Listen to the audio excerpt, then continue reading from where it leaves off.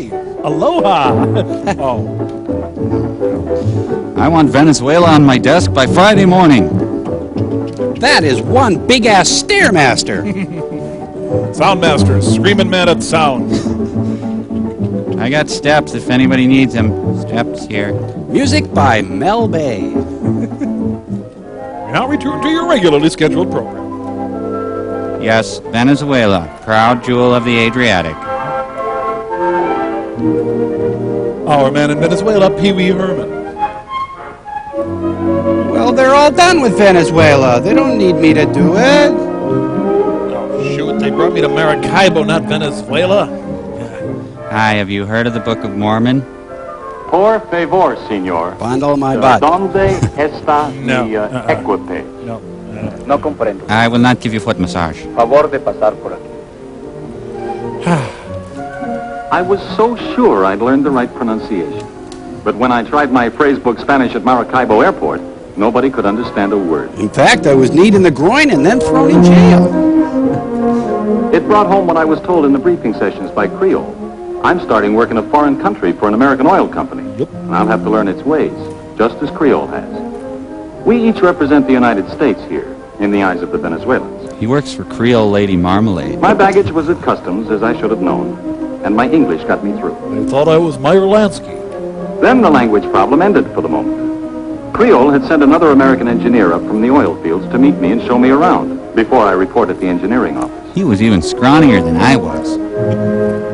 Ray and I drove into the hot night. His hand found my thigh and He gave me a regular guided tour of Maracaibo. Know what I mean? Everything looked just as tropical as I had expected. And only 10 degrees north of the equator, it was just as hot as I had expected. I sweat right through my trousers. The first thing that surprised me on that ride was being sucked through a time portal.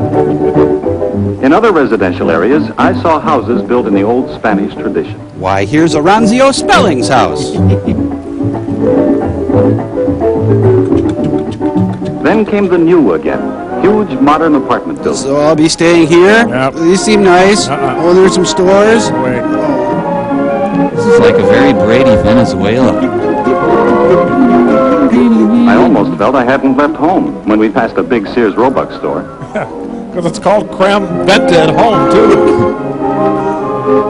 Another familiar sight was a used car lot, full of American autos. I dropped my pants and bent over a car just to feel at home. Autos usados. But the center of the city is Spanish.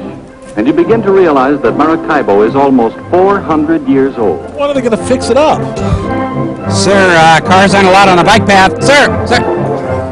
The narrow downtown streets along which we drove were once invaded by Morgan's pirate raiders. Frankly, we'd wandered into a bad section of town. I begun to wonder where Ray was taking me. The contrast really hit me when we drove up to our hotel. Just about the most modern one I've ever seen. There's a motor lodge outside Beloit that comes close, but... It's a great introduction to a job in Venezuela, but it's only for one night. One lovely night with Ray. Ray. Pardon my luxury, dear. I'm at the pool at the hotel as I write this. And I'm not lusting after the young, tawny Venezuelan. My next letter will be from Lagunitas, because I leave for the oil fields tomorrow. Love to you and the boys, What's their names? Jim. To you and the boys, Jim. Do you know a Jim? Where is Daddy, Mommy? Well, Jeff, I'll just show you. That's okay, you can just tell me. Oh my, this is the Kama Sutra. We're here in the United States, The best country ever. and Daddy is down here in Venezuela. Screwing around. Let's go to illustration B. Ding. He wrote the letter from Maracaibo, Where he cheats on us with the brown-skinned beauties. but by now he's down here where the Lake Maracaibo oil fields are. Can I go outside? That's where Daddy is working, Jeff. And when he finds a place for us to live, we're going down there too. So where's Daddy? No! Dear Anne, well, here I am at Lagunitas in the oil fields. Try to find me. My trip from Maracaibo started with a ferry ride across the neck of the lake, near the entrance from the Caribbean. Nice enough fella, drove the boat well, and how they live is none of my business. Let's see. What else can I tell you about myself? Lake Maracaibo seemed narrow here, but it's actually 60 miles wide at one point and about 120 miles long. I felt like a complete ass for mistaking it as narrow. I've taken this opportunity to reassess my views of all inland bodies of water. I wanted nothing more than to throw myself on my hotel bed and cry. After leaving the ferry, the drive to Lagunitas took about an hour, most of it along a road built by Creole and the other oil companies back in the 30s. Over a wide body of water, and it was a wide road! I made no assumptions about the narrowness or width of the road. The offshore wells run along the edge of Lake Maracaibo for more than 40 miles, sometimes reaching beyond the horizon. It's quite a sight. Made me proud to be an American. But the most thrilling sight to me was my first view of our new home, Lagunitas, right on the lakeshore. It's both a community and an industrial center. Well, it's mostly an industrial center. Boy, you can smell the oil oozing from every pore of the land. Well, that building is really nothing. No. Part of my work will be in the office here, and part out on the lake, helping with supervision and planning for this portion of the oil field. Damn it, why did I have to estimate how wide that river was? I played it over again and again in my mind. It's just like Levittown, honey, only better. Well, if it isn't Mr. Big Lake. I started meeting people the moment we arrived. People don't take to me very well, honey. It's time you learn that. You can let go now. My first stop was at the administration building where I checked in at my office. It's a narrow building. My Creole office building. My Creole office building. Hey, it's Lake Man, everybody. Sure you can wedge into our narrow office, Mr. Big Lake? My boss, the district petroleum engineer, is a young fellow. They give responsibility early here. Young that he's in his mid-50s. I found that the engineering staff is both Venezuelan and American, or North American as they say here. Or white devil as they say here. Then I spent the evening getting settled in my quarters. A long and lonely evening, dear, without you. I'm lying. I stayed up till 9 and had Cokes. Please forgive me. Please. I'll have another Coke. The next day, I was taken out on the lake to see the field procedures. Then shot in the Before head. that day was over, I felt as though I were back in the Navy. I was dragged behind the boat over beds of coral. I didn't see that ponga knife coming at me. Never get out of the boat. Absolutely goddamn right. I'd been shanghaied by some badass drug cartel. I realized I was sitting on a kilo of coke. They'd asked me to give up the pinky from my left hand. As we headed out into the lake, I saw that there was no open water ahead, just rows of oil wells. And as an engineer, I know that what I saw is just part of it, that under the water there are hundreds of miles of pipeline connecting the wells. You wouldn't know that, honey, because you're not an engineer. The wells form a geometrically exact pattern, carefully spaced, to tap the oil in the most efficient manner. The pattern nicely doubles as a pentacle to Satan. Yep, here's our new house, honey.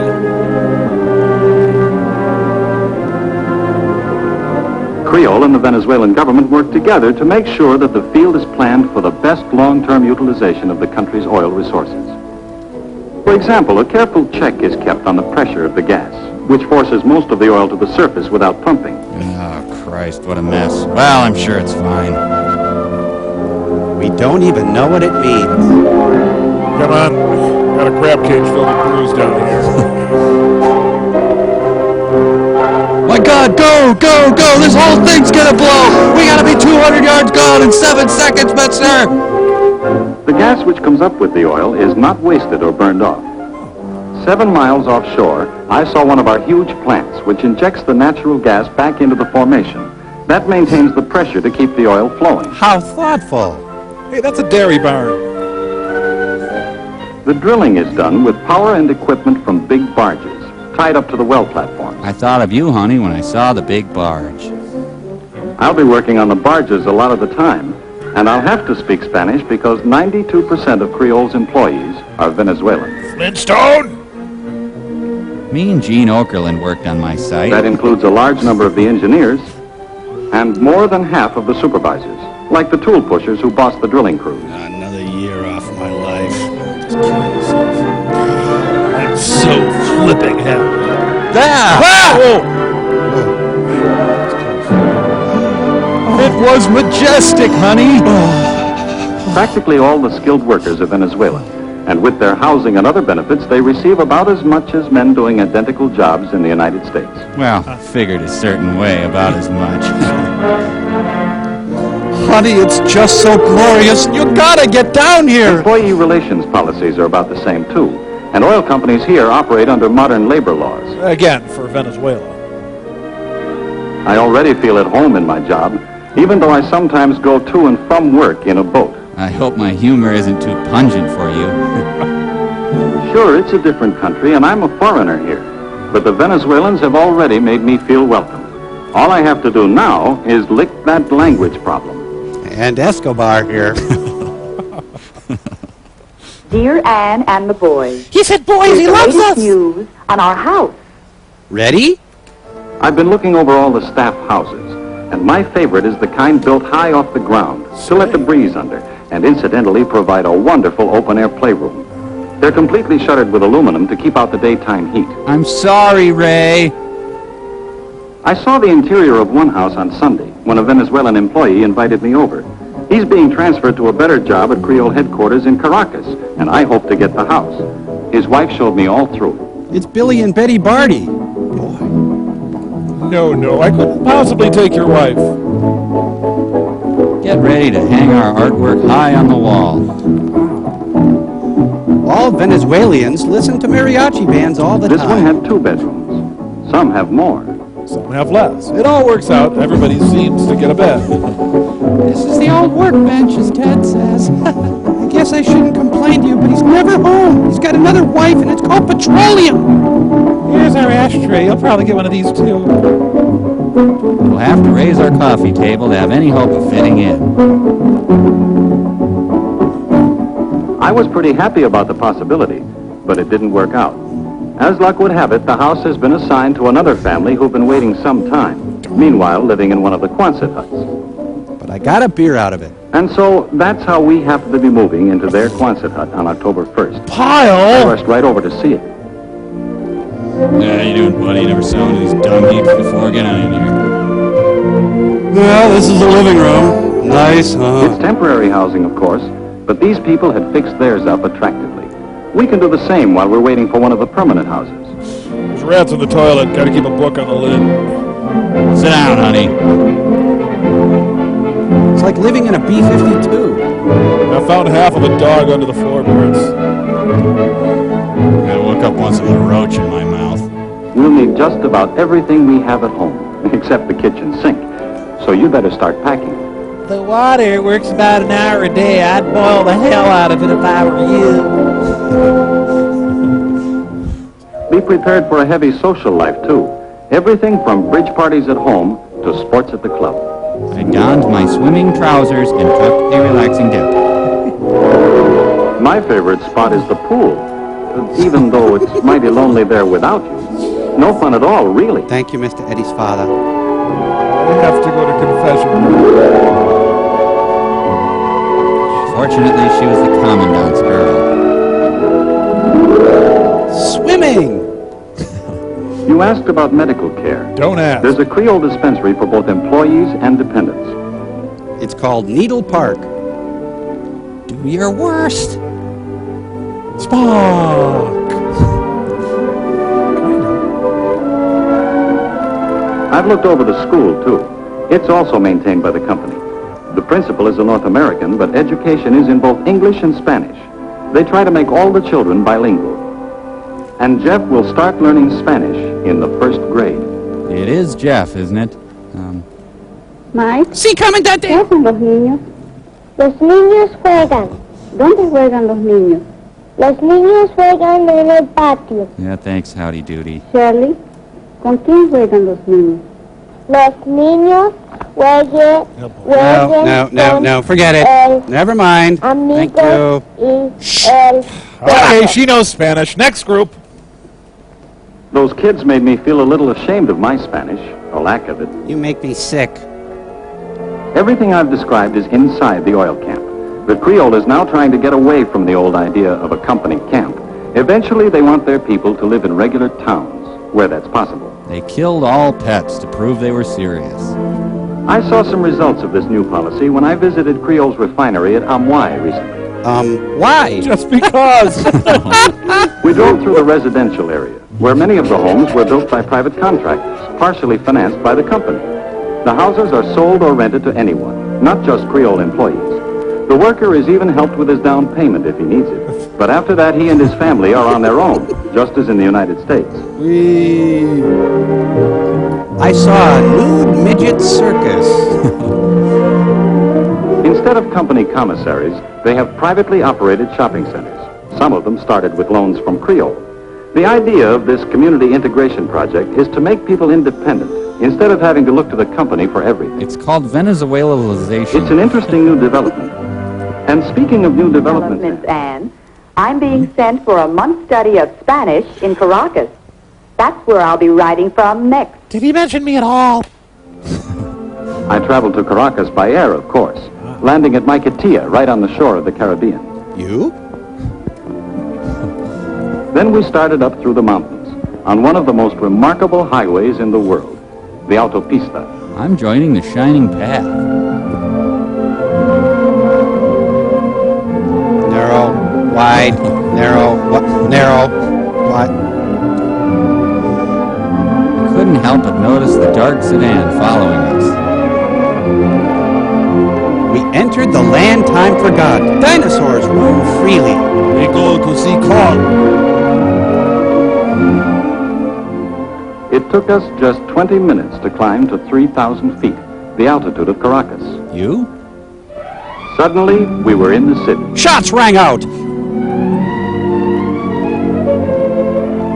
It's laid along a narrow valley just behind the coastal mountains. Narrow? Did I say narrow? There I go again. The cab driver whirled on me. His eyes narrow. No, not narrow. No. The downtown area is dominated by the Central Simón Bolívar, a building development something like Radio City, except that superhighways go through it and under it. And you can't get a good corned beef sandwich, and the live sex shows aren't that good. It's an inappropriate analogy, and I'm sorry. I had the driver take me for a ride around the city. I wasted company funds. He showed me the news sections in the east, where just 10 years ago there were sugarcane and coffee plantations. And he showed me a butterfly knife. Honey, I'm really sick of Venezuela. I want to come home. Shut off that crappy music and fly me home. I don't want to live in a closet hut. I don't want to learn Spanish anymore. Creole's really hard to work for. Enough of the stupid buildings. Oh, what else? They use a tremendous amount of color on the buildings, sometimes just to vary patterns. Sometimes it's too much and I have to avert my eyes. And sometimes for artistic effect. Giant mosaics, 6 to 10 stories high. Are there?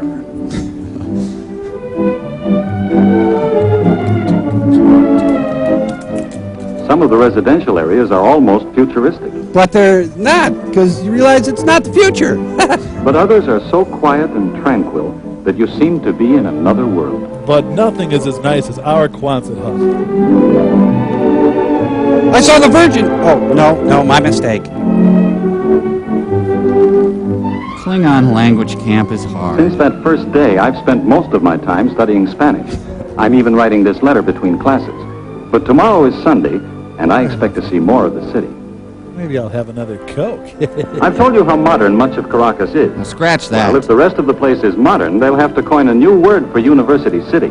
Believe me, this is no ivy-covered campus. So just wipe that thought out of your stupid University brain. City is one of the impressive sights of Caracas. Another example of the prosperity oil has helped to bring to Venezuela. Oil is a loving God. Hey, nice parking job. Let's just key that car. The sculpture Anteater with Onion Ring is located in the plaza. Crazy South American art. The university isn't tucked away by itself. It's part of the city. And it provides the city with many things, from medical care to a beautiful stadium for soccer and track, and another for baseball. And one for parts. The Caraqueños are especially proud of their low-rent housing projects. Huge apartment buildings in clusters on the hillsides. We have nothing like them at home. Oh, wait, yes, we do. But some things are just like home. The new business sections, New tempo sections. the shop windows filled with goods purchased in the United States, Strewn haphazardly in the window. Just buy the gun, lady. Just buy the gun. and the familiar look of all the American cars. Not to mention the traffic. But I'm teasing Caracas. So anyway, darling, me and some guys decided never to go to that cockamamie class. I've also seen some of the historic spots of Caracas, like Plaza Bolivar, the old Spanish square with the statue to the liberator, who led 6 South American nations to freedom. I think it was Zorro or something. And Casa Natal, the birthplace and home of Simón Bolívar. The old colonial house is now a museum of Venezuelan history. This is called Jesuits with Nudes. Hey, Padre's doing all right for himself. I was told that many families in Caracas still live in gracious old homes like Bolivar's, showing only blank walls on the outside and looking toward beautiful inner patios open to the sky. I was lied to. Does he go to classes at all? Hey, buddy. Olé! My Caracas life, for most of the past month, has centered on just one building, the Spanish school. And the steam room inside. We Norte Americanos study Spanish 8 hours a day, 5.5 days a week. It's been hard work, but it's been worthwhile. Although I've made no progress. Señor Moore, ¿dónde trabaja usted? Yo trabajo en Lagunías con la Creole Petroleum Corporation. Perfectamente bien, señor Moore. Get it right. I'm really learning the language now. Just wait until you hear me when you reach Maracaibo next week. My mouth will be filthy. I was supposed to be here 3 days ago. Atención, por favor. La línea aeropostal venezolana anuncia la llegada del vuelo número 2 What the hell are you saying? de Miami. What? LAV, Venezuelan airline announces the arrival of flight 201 from Miami. Will never happen due to a gruesome crash. Well, maybe she'll have a heart attack and die on the way here. Su atención, por favor. Después de cumplir requisitos de migración y aduana, los pasajeros saldrán por la salida este del edificio. Following immigration and customs clearance, passengers will exit at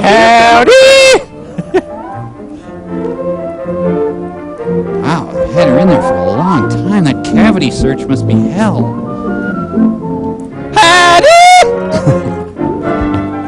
Daddy, it was terrible. The man had the scar and he smelled like whiskey. It was terrible. That's enough, dear. No. Are you looking at my wife? Put the bags in the car. Bago in caro! Is this all? No, we have 2 more bags. Yeah, boy. Tenemos más equipaje. Wait, Jim. No. Tenemos 2 maletas más. Una grande y una pequeña. Sure. Right here? La pequeña es mía. Oh, no. We've been studying Spanish too. Well, that's how it goes. You work hard to impress your family, and they end up telling the porter what luggage he has to Is find. that nuts or what? It's good to have them here, though. And I'm looking forward to a good life with them during this assignment in Venezuela. You need me in the groin, Daddy! And so I say, El Fine, on the end. Whatever. And as we left the clam flowage that day, we would... Woo, dog. And then we're going to chop up some onion Friday in the top of all day. We're going to get some cayenne pepper and a red damn dog.